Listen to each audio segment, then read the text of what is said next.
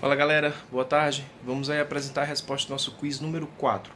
Um caso de uma síndrome disfágica, que o paciente apresentava perda de peso, mas uma perda de peso não muito relevante. E o importante a observar nesse caso é a história patológica pregressa desse doente, que ele apresentava uma doença do refluxo que subitamente melhorou após o surgimento da disfagia. Isso fala muito favorável a uma estenose péptica, né? E esse é o caso que a gente vai apresentar para vocês, trazendo a interpretação do esofagograma. Tá bom? No finalzinho, a gente apresenta uma rápida explanação sobre o tratamento das complicações da doença do refluxo gastroesofágico. Acompanhe o vídeo do nosso canal e segue a gente aí. Um abraço! Vamos lá, gente, a resposta aí do nosso quiz número 4, tá bom? É um paciente de 67 anos, com disfagia há 3 meses, perda de peso de pouca importância e que previamente apresentava uma pirose intensa, que já o acompanhava de longa data, ou seja, possivelmente uma doença do refluxo. E desde o início a disfagia, ele melhorou desse refluxo, certo? História patológica pregressa, ele já fez uma colestectomia, tinha um diabetes tipo 2 controlado e o exame físico dele sem nenhuma grande alteração. Tá bom? Então as perguntas: qual o diagnóstico provável? Há outro exame que a gente tem que solicitar para esse paciente e o tratamento, certo? O paciente já trazia consigo este exame, que é um esofagograma, tá? Acompanhe aqui esse exame. Como é que é esse exame? O paciente ele faz um raio-x contrastado, certo? Após ingerir o contraste pela via oral. Então ele vai tomar o contraste e em seguida bate o raio-x. E aí você vai ter o trato gastrointestinal desse paciente contrastado. Neste caso, especificamente, a gente tem o esôfago dele contrastado. Eis o desenho aqui do esôfago dele, acompanham?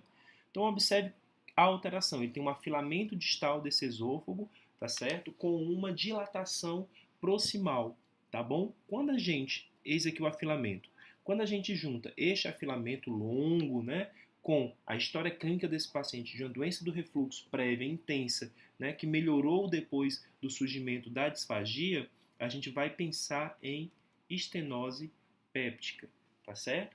É óbvio que a estenose péptica não é o único diagnóstico possível, tá certo? E que a gente vai ter que solicitar outros exames para tanto fechar o diagnóstico como afastar outras possibilidades. Quais seriam essas outras possibilidades? Bom, vamos começar aqui citando a possibilidade o diagnóstico diferencial de acalásia, como alguns colegas responderam que poderia ser acalásia. Poderia ser acalásia, tá certo? De fato. Mas vejam a diferença da acalásia, de um esofagograma de uma acalásia para o esofagograma do paciente, né? Esse é o esofagograma de uma acalásia, onde você tem uma dilatação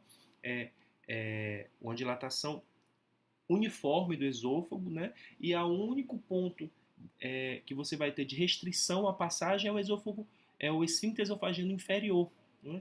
Que é de fato o que apresenta na acalásia, né? Que é a hipertonia do esôfago esofagiano inferior, é, a, o não relaxamento desse esfíncter esofagiano, tá certo?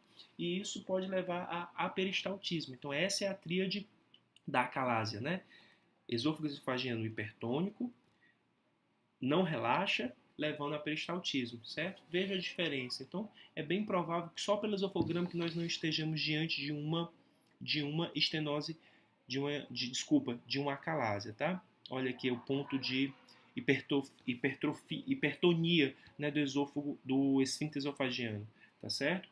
Essa alteração aí, ela é chamada de alteração em chama de vela, né, por lembrar aí essa região distal do esôfago em chama de vela, tá bom? Também conhecida também como bico de pássaro, tá?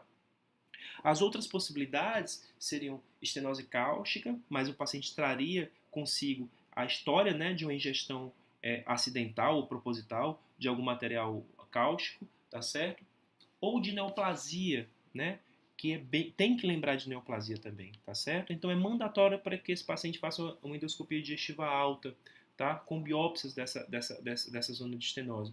E ele fez e não tinha neoplasia. Então, de fato, nós estávamos diante de uma estenose péptica, que é uma complicação da doença do refluxo, tá certo? E entendam, toda complicação da doença do refluxo é igual à cirurgia, tá certo? Então, a úlcera esofágica, a estenose péptica e o esôfago de Barrett, eles são de tratamento cirúrgico, tá certo? Que aí é uma fundoplicatura. Vou abrir um parêntese rápido para falar do esôfago de Barrett. É uma disputa eterna entre os clínicos e os cirurgiões. Se trata o esôfago de Barrett com cirurgia ou não. tá certo? Porque o esôfago de Barrett é uma lesão que pode levar a adenocarcinoma. Então, opera para não levar a adenocarcinoma? Não. A cirurgia não muda a história da doença, não diminui o risco de o esôfago de Barrett levar para o surgimento de um adenocarcinoma, mas melhora os sintomas. Isso você já tem vários trabalhos que mostram isso. Então a gente sempre indica também para o esôfago de Barrett a funduplicatura, tá certo? A cirurgia para tratar o refluxo. Neste caso específico, não é só fazer a funduplicatura, porque você, além de fazer a funduplicatura para proteger aquele esôfago da doença do refluxo, você tem que fazer uma dilatação endoscópica. Tá? Então, nem só a dilatação endoscópica resolveria, como alguns colegas responderam, né? Nem só a funduplicatura, é a união delas. Então, você faz a dilatação na mesma internação, 12, 24 horas depois da dilatação, você faz a funduplicatura nesse paciente, tá certo? Porque senão você vai só perpetuar. Se você só dilatar, você não tratou o refluxo, vai voltar a fazer estenose. Se você só fizer a funduplicatura, o paciente vai continuar tendo disfagia, né? Lembrando, gente, para finalizar, que a dependência do IBP, ou seja, aquele paciente que toma um remédio para o refluxo, melhora, mas quando suspende, volta tudo, e é um paciente que se torna cronicamente dependente da medicação, né? Esse é um paciente que tem uma excelente indicação para a cirurgia do refluxo, tá certo? Outras possibilidades, é aquele paciente que tem refluxo alcalino, o conteúdo que causa a pirose vem lá do duodeno, então não adianta você dar inibidor de bomba de próton, o omeprazol, pantoprazol, que ele não vai melhorar dos sintomas de pirose, tá certo? Porque são decorrentes do refluxo alcalino, tá bom? Então, meus queridos, resposta do nosso quiz número 4 é estenose péptica, tá certo? Esofágica.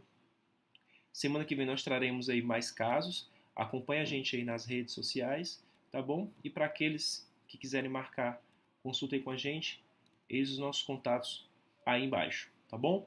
Um abraço e boa tarde.